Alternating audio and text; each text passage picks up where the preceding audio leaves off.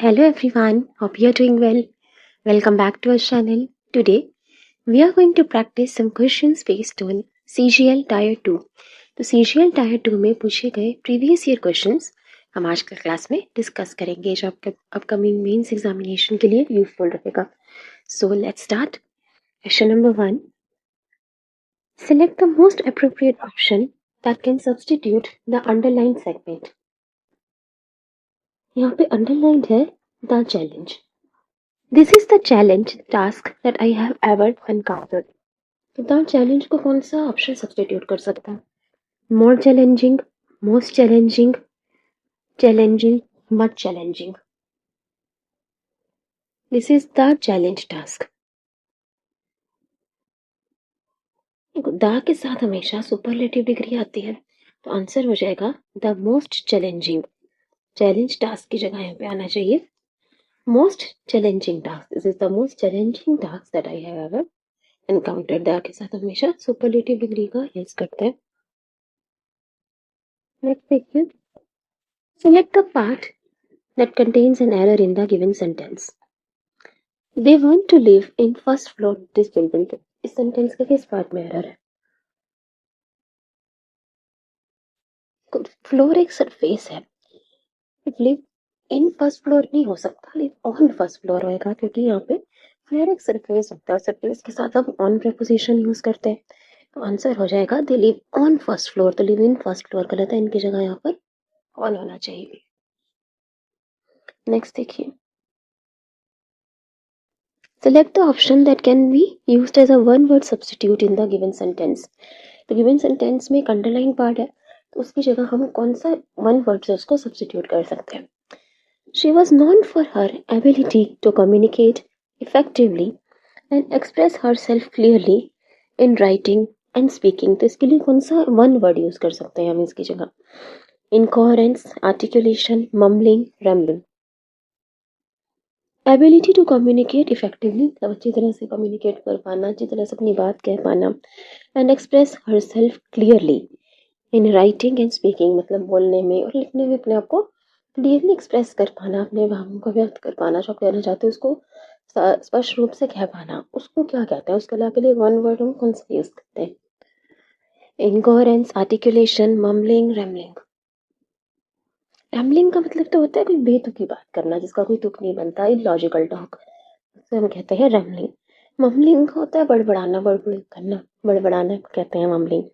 Answer हो जाएगा articulation. Articulation में आप ऐसे भी आप रख सकते हो, एक आर्ट है, एक कैलकुलेशन है सही बोलने की, स्पष्ट बोलने की, एक आर्ट और एक कैलकुलेशन है, तो इसको हम कहते हैं आर्टिकुलेशन.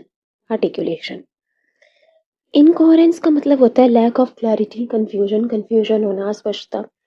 रैम्बलिंग कंफ्यूज टॉक, बेतुकी बात करना, इलॉजिकल टॉक. और आर्टिकुलेशन का मतलब क्लैरिटी है. ठीक है, तो आंसर हो जाएगा आर्टिकुलेशन.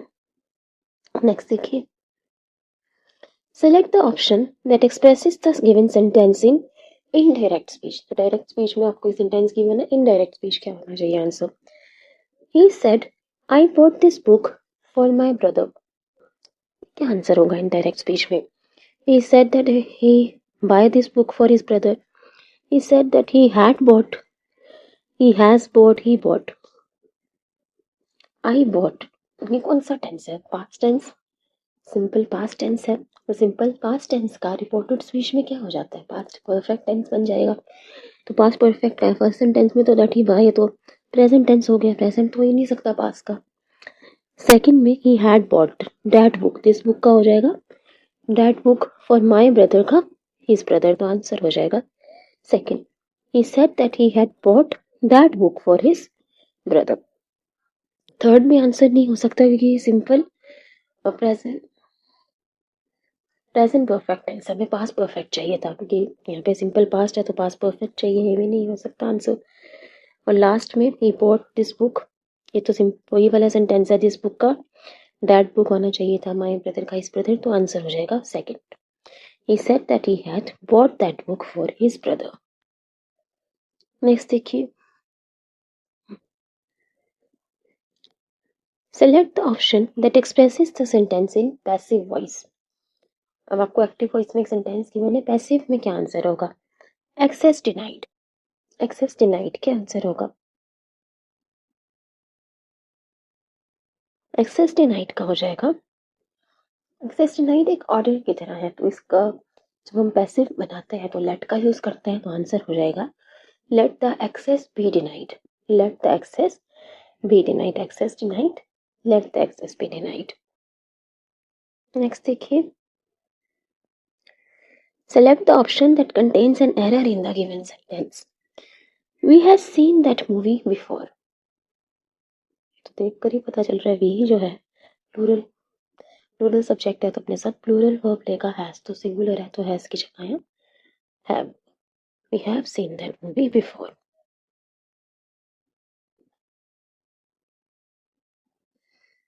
ठीक है, तो हैज सीन पार्ट में एरर है,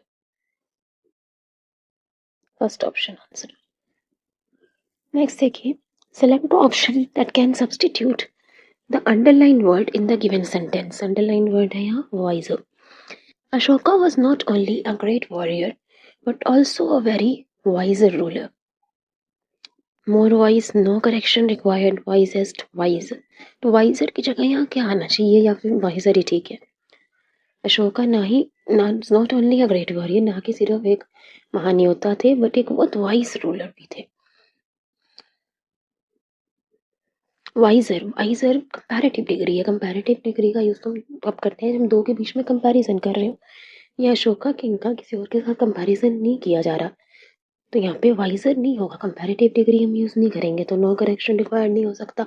मोर वाइज, तो वाइजर वाइज का मोर वाइज तो बनता ही नहीं, वाइज वाइजर वाइजेस्ट होता है, मोर वाइज भी नहीं होगा, वाइजेस्ट भी नहीं हो सकता क्योंकि सुपरलेटिव डिग्री तो है नहीं। अगर यहाँ पे दा लिखा होता तो वाइजेस्ट आंसर हो सकता था, सुपरलेटिव डिग्री, तो आंसर वाइज हो जाएगा। Ashoka was not only a great warrior but also a very wise ruler. क्योंकि हम किसी की के साथ अशोका का कंपैरिजन नहीं कर रहे, सिर्फ अशोका किंग की बात कर रहे हैं, आंसर वाइज हो जाएगा। नेक्स्ट देखिए, चूज द, चलिए अभी पैसेज हमें रीड करके आंसर्स देने हैं, इसको पॉज करके आप लोग रीड कर लेना, ठीक है। अब हम डिस्कस कर लेते हैं passage. The discovery of a new bird species has sparked excitement among ornithologist and bird enthusiast world wide. जो एक नई बर्ड की स्पीशीज मिली है, एक नई बर्ड मिली है, उसको लोग लेकर बहुत एक्साइटेड हैं। ऑर्निथोलॉजिस्ट होते हैं जो बर्ड्स के बारे में पढ़ते हैं, पक्षी अध्ययन करते हैं, उनको हम कहते हैं ornithologist, one who studies about birds. And bird enthusiast world wide, जो लोग बर्ड्स के बारे में जानना चाहते हैं, जो ऑर्निथोलॉजिस्ट हैं, पक्षी का अध्ययन करते हैं, वो बहुत एक्साइटेड है जो नया बर्ड की स्पीशीज मिली है उसको लेकर के। द बर्ड नेम, बर्ड का नाम क्या है? The bird name the sapphire winged warbler, discovered in a remote tropical islands rain forest. कहाँ पर मिली है ये बर्ड? दूर का एक रेन फॉरेस्ट में। इज अ यूनिक बर्ड, वो बहुत अलग सी बर्ड है, विद वाइब्रेंट ब्लू फेदर्स, मतलब कलरफुल ब्लू फेदर्स हैं उसके, and a distinctive melodic song, और जो उसकी मेलोडिक सॉन्ग है, मतलब जो उसकी वॉइस है वो भी बहुत मीठी है, मिठास भरी है, मेलोडी है उसकी वॉइस में। डिस्टिंक्टिव का मतलब होता है डिफरेंट, मतलब जो उसकी मेलोडिक सॉन्ग है, जो उसकी आवाज़ है, कि जो बोली है उस वर्ड की, वो थोड़ी सी डिफरेंट है और बहुत मीठी है, मधुर आवाज़ है। Bird watchers and nature enthusiast have been flocking to the island in hope of catching a glimpse of this elusive and captivating creature. तो बर्ड वॉचर्स जो बर्ड्स को देखना चाहते हैं, नेचर एंथुजियास्ट, नेचर के बारे में, प्रकृति के बारे में जानना चाहते हैं, have been flocking to the island, तो उस जिस आइलैंड में वो बर्ड मिली है वहाँ पर सब लोग उस आइलैंड्स पे जा रहे हैं, in hope of catching a glimpse of this elusive and captivating creature, उसकी एक झलक पाने के लिए, उस बर्ड की झलक पाने के लिए नेचर एंथुसियास्ट जो प्रकृति के बारे में जानना चाहते हैं, बर्ड वॉचर्स जिनको बर्ड्स को देखने का शौक है, उस आइलैंड पे जा रहे हैं उस बर्ड की एक झलक पाने के लिए। The discovery of the sapphire winged warbler highlights the importance of preserving and protecting habitat. तो इसकी डिस्कवरी से, इस बर्ड की खोज से ये पता लगता है कि हमें अपनी हैबिटेट को प्रोटेक्ट करना चाहिए, नेचर को प्रिजर्व करना चाहिए। Amidst the excitement surrounding the discovery of the sapphire-winged warbler, researchers have embarked on a mission to uncover the bird's migratory pattern. तो मिशन जो बर्ड वॉचर्स हैं, रिसर्चर्स हैं, वो एक मिशन पर आ गए हैं कि वो इस बर्ड का माइग्रेटरी पैटर्न देखना चाहते हैं कि बर्ड कहाँ जाती है, कहाँ माइग्रेट करती है, किस सीज़न में कहाँ रहती है, फिर कहाँ पे माइग्रेट कर जाते हैं बर्ड्स, तो क्या इसका माइग्रेटरी पैटर्न है, ये कैसे कहाँ कहाँ पे रहती है, तो वो सब वो जानना चाहते हैं। Equipped with satellite tracking devices, तो सैटेलाइट से उसको ट्रैक कर रहे हैं। They aim to trace the remarkable journey of this species across vast distances, तो उसकी जर्नी, उसकी यात्रा को देखने चाहते हैं उस बर्ड्स की। By unraveling the migratory routes and stop our location, तो देखना चाहती हूँ कहाँ कहाँ माइग्रेट करती है, कहाँ कहाँ पर रुकती है bird. Scientists hope to gain insight into the challenges the sapphire-winged warbler faces during its arduous travels, तो क्यों जानना चाहते हैं माइग्रेटरी पैटर्न बर्ड का, कि वो समझ पाए कि जैसे क्या क्या चैलेंजेस, कुछ क्या क्या चुनौतियों का सामना करना पड़ता है जब वो नई जगह पर जाती है, माइग्रेट करती है ये बर्ड, तो वो कैसे मैनेज करती है, कौन कौन से चैलेंजेस उसको फेस करने पड़ते हैं during its arduous travels. Arduous का मतलब होता है hard, difficult. The local community on the tropical island has embraced the new found avian resident with great enthusiasm, तो जो वहाँ लोकल कम्युनिटी है, वहाँ के रहने वाले लोग हैं जहाँ पर ये बर्ड मिली है, has embraced the new found avian resident with great enthusiasm, मतलब बहुत एंथुजियाज्म के साथ उन्होंने इस बर्ड का एक्सेप्ट किया है, उसको स्वागत किया, उसको एक्सेप्ट किया, इस बात को लेकर वो बहुत खुश है। Efforts are underway to raise awareness about the conservation and create protected areas that ensure the continued existence of this exquisite species, तो एफर्ट्स किए जा रहे हैं, प्रयास किए जा रहे हैं to raise awareness about the conservation, कि कंजर्वेशन किया जाए, प्रोटेक्ट किया जाए नेचर को, ताकि ऐसे जो स्पीशीज़ हैं, जो जैसे स्पीशीज़ मिलते हैं, उनका एग्जिस्टेंस रह सके। ऐसे बर्ड्स को प्रोटेक्ट करने के लिए, इन स्पीशीज़ को प्रोटेक्ट करने के लिए एफर्ट्स किए जा रहे हैं, प्रयास किए जा रहे हैं, जागरूकता फैलाई जा रही है कि नेचर को प्रिजर्व करके रखना चाहिए ताकि जो स्पीशीज़ हैं वो प्रोटेक्टेड रहें। तो किस बारे में बात करते हैं passage, discovery of a bird के बारे में बात करते हैं, और प्रोटेक्ट, नेचर को प्रोटेक्ट करना चाहिए, कंजर्व करना चाहिए, ये भी मैसेज देना चाह रहा है ये पैसेज। तो चलिए क्वेश्चन अटेम्प्ट करते हैं। Select the most appropriate title for the passage. The migratory journey of the sapphire winged warbler, conservation efforts of tropical rainforest, unique features of sapphire winged warbler, curious behavior of birds in remote islands। क्या answer होगा? Birds के features के बारे में तो ज़्यादा बात नहीं की गई पैसेज में, फीचर्स नहीं होगा। Conservation efforts of tropical rain forest, conservation efforts की बात की गई है पर स्पेसिफिकली ट्रॉपिकल रेन फॉरेस्ट की कंजर्वेशन एफर्ट की बात नहीं हुई, तो क्या आंसर होगा? Curious behaviour of birds in remote islands या migratory journey of sapphire winged warbler। आपको पैसेज में बार बार नाम दिया, discovery of sapphire winged warbler, उसी के बारे में बार बार बात की गई है, तो आंसर होगा migratory journey of sapphire winged warbler। Next देखिए, which statement best reflects the fact mentioned in the given passage? The sapphire-winged warbler is the largest bird species in the avian kingdom. Schools on the island organize annual bird watching competition। क्या कहीं watching competition की बात की गई passage में? नहीं। The sapphire-winged warbler is the only bird species on tropical island. Researchers are using satellite tracking devices to study the bird's migratory pattern. Best reflect a fact mention in the given passage, कौन सा answer होगा? देखो, largest bird species है sapphire winged warbler, ऐसा कुछ mention नहीं किया गया पैसेज में। The sapphire winged warbler is the only bird species on tropical land, ये भी नहीं कहा गया, पर ये वाला फैक्ट मेंशन था। Researchers are using satellite tracking devices to study the birds migratory pattern, तो ये आंसर हो जाएगा। देखिए यहाँ पर लिखा भी है,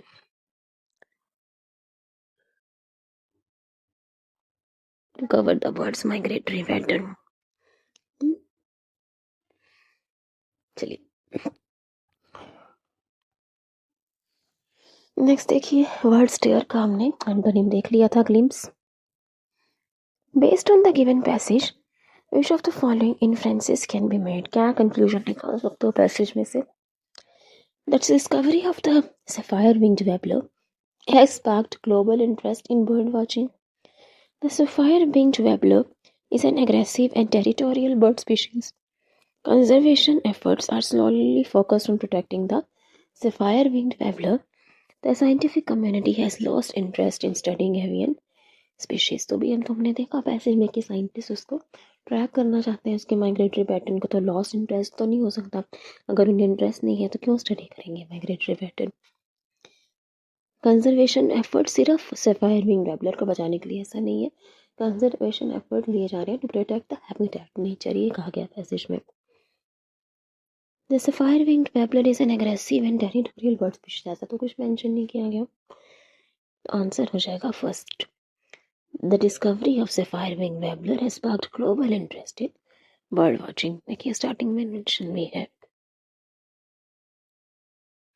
The discovery of a new bird species has sparked excitement among ornithologists and bird enthusiasts worldwide. ठीक है, तो यही आंसर हो जाएगा। पैसेज अटेम्प्ट कर लिया। जब जो पैसेज में जो वर्ड्स थोड़े डिफिकल्ट और डिफरेंट थे उन्होंने मेंशन कर दिए, उनके मीनिंग्स भी गिवन है, एक बार देख लेते हैं। वाइब्रेंट का मतलब होता है full of life, energy, bright, colourful, bright, जीवान, तो उसे हम कहते हैं वाइब्रेंट। डिस्टिंक्टिव, डिस्टिंक्टिव का मतलब होता है यूनिक, डिफरेंट, दूसरों से थोड़ा अलग हो। एम्बार्क्ड, स्टार्टेड, शुरुआत करना। एडवर्स, डिफिकल्ट, हार्ड, कठिन। एल्यूसिव का मतलब होता है डिफिकल्ट टू फाइंड, जिसको खोजना, जिसको ढूंढना मुश्किल हो। एक्सक्यूजिट, वेरी ब्यूटीफुल, एक्सक्यूजिट स्पीशीज कहा गया था उस बर्ड को, तो एक्सक्यूजिट मतलब हो गया very beautiful. Elusive, difficult to find, adverse, hard, embarked, started, distinctive, different और वाइब्रेंट, फुल ऑफ एनर्जी। लीजिए आंसर्स गिवन है।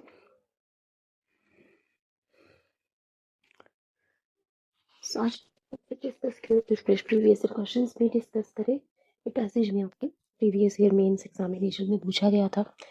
So hope you like it. Thank you, thanks for watching, please share and subscribe. All the best for your exams. Thank you everybody.